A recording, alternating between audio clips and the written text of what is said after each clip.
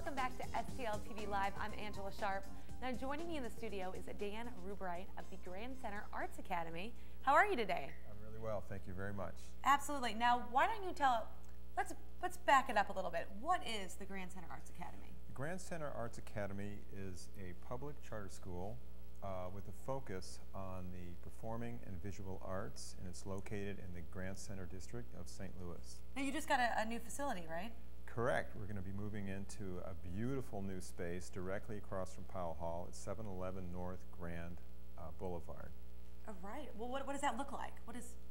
Well, it's a building that was actually designed and built back in the late 20s and 30s, and it's looking at pictures here, an incredible structure that we recently renovated through the Lawrence Group, a phenomenal architecture firm, and they've turned it into this state-of-the-art facility for the school. It's very pretty based on these photos that we're seeing. It's really been an amazing process, and they've done an amazing job in putting that together, and the students are incredibly excited about the new space, and it provides lots of opportunities for the kinds of courses and projects that we have in store for the vision of our school. Absolutely. Now, what grades are we talking about? This year, we'll be serving 6th through the 8th grades.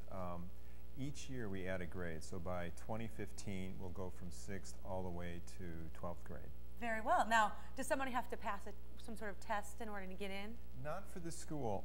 As a charter school, we're open to the public. It's free. There's no tuition for this school, and there's no audition for the school, unlike some other schools. So we're not actually a conservatory model where people have to audition to get in, although we do require an arts demonstration just to make sure that this school is the right match for kids that'll be coming in. Right. Now, what would qualify as an arts demonstration? Well, in the enrollment process, we ask students to come, whether they're singers to sing a little bit, or if they're dancers to show us a dance routine that they've worked out and so forth. Sometimes we get kids that are like already really developed and they've been taking lessons for a long time, and that's great, but sometimes we also get kids that really haven't been trained. We can tell, actually, even if somebody hasn't had a lot of experience, whether there's sort of an artistic instinct there, and those are the kind of kids we're looking for, the sort of artistic kids that really want to shine and have that be part of their school culture. Absolutely. Now, how does the school separate itself from maybe other kind of performing arts type schools? Well, as a charter school, we really have a different structure, sort of legally, in terms of what we can do academically as well. We offer a comprehensive academic schedule too. So we're a full-range school, not just focusing on the arts. Obviously, we have excellent academic courses taught by wonderful teachers, and we have to adhere to the same standards as any other public school. Oh. But this also gives us freedom in terms of our curriculum to be more flexible and to offer different things that a traditional public school can't, because they have a different structure and it's larger, and they actually have to answer to a sort of different structure through the state. And that's sort of one of the goals of a charter, or actually one of the benefits of a charter school.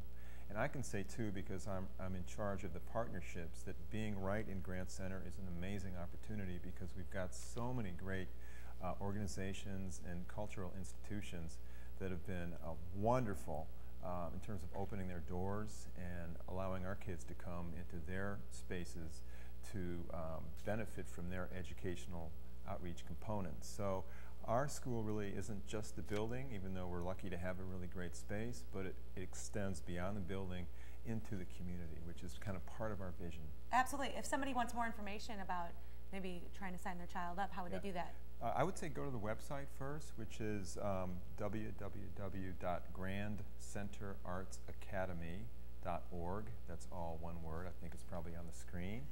And the phone number's there as well. Absolutely.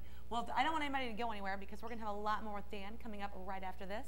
Remember to keep up with STL TV and all the great events going around St. Louis.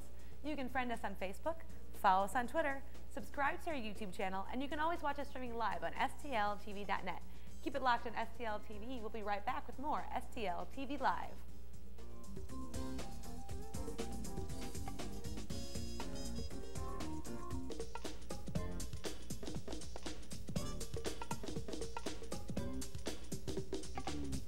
Welcome back to STL TV Live. I'm Angela Sharpe. We were talking with Dan Rubright from the Grand Center Arts Academy, and you brought Shin with you, a student? That's right. Well, now, why would you bring a student to show me here? Well, actually, because we found out this year that the best salespeople for our school are actually our students. So we brought Shin here, who's one of our wonderful students at Grand Center Arts Academy. I thought she could just share a little bit about her experience. Very cool. So how long have you been at the Grand Center Arts Academy? Well, last year was the first year that it actually started, and I started at the very first day. Very cool. And I'm going next year into 8th grade. Ah, very nice. Now, what have you thought of the experience so far? My favorite part of Grand Center Arts Academy is probably the teachers and the atmosphere of the whole community. We're like a really big family. We all love each other. We support each other in whatever art we do, and the teachers really encourage us to strive for our dreams and our goals. Absolutely. Well, what are your dreams here? Oh, well, I am a musician. I sing, and I also play the violin. So I'm actually looking for a career in music. Ah, yes. So very nice. And I know you wanted to ask a few questions too, right? Sure. What were some of your favorite classes this year? For my arts classes, I took show choir, and I also took theater. Those are obviously my two favorite arts classes because I picked those. In theater, I loved my theater teacher. He taught us everything I know right now. He taught us theater history. My favorite part, we learned about Shakespeare. And besides just handing us a script and saying, here, I want you to read this, and then we're going to have a play at the end of the week and see how it is. He worked with us with our acting. He encouraged us to be out there. And then show choir. Show choir is like Glee. I was in the smaller one. We went out and we performed. You know, back in the day when we had show choir, you couldn't compare it to Glee, so you had to try to describe it, but now everybody just goes, it's just like Glee, and everybody knows what that means, so didn't mean to interrupt you, but I just find that funny.